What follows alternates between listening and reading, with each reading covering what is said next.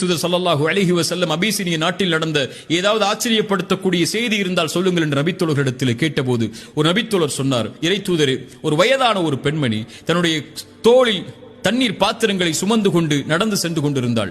அப்போது அங்கிருந்த வாலிபர்கள் அந்த தண்ணீர் பாத்திரத்தை அந்த பெண்ணை இழிவுபடுத்துவதற்காக தட்டிவிட்டு அந்த பெண்ணையும் கீழே தள்ளிவிட்டார்கள்.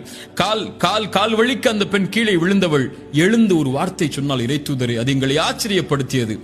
என்னை அநீதம் செய்தவனே, நாளை மறுமை என்ற ஒரு நாள் வரும், இறைவன் சிம்மாசனத்தை அமைப்பான். முதலாவர் முதல் இறுதியான மனிதர் வரை எல்லோரைகளையும் ஒன்று கூட்டுவான்.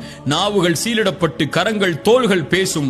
அந்த நேரத்தில் இறைவனுக்கு முன்னால் என்னுடைய சிம்மாசனம் இருக்கும் போது உனக்கும் எனக்கும் நடந்த இந்த அநீதி அங்கே பேசப்படும். அப்போது பார்த்துக் கொள்கிறேன் உன்னை என்று சொன்னாள். அந்த செய்தி என்னை ஆச்சரியப்படுத்தியது. இறை தூதர் சொன்னார்கள், அந்த பெண் உண்மையைத்தான் சொன்னாள்.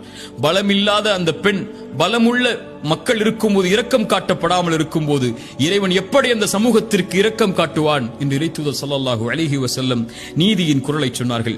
இறை தூதர் ஸல்லல்லாஹு அலைஹி வஸல்லம் உடைய வார்த்தைக்கு பல அறிஞர்கள் விளக்கம் சொன்னார்கள்.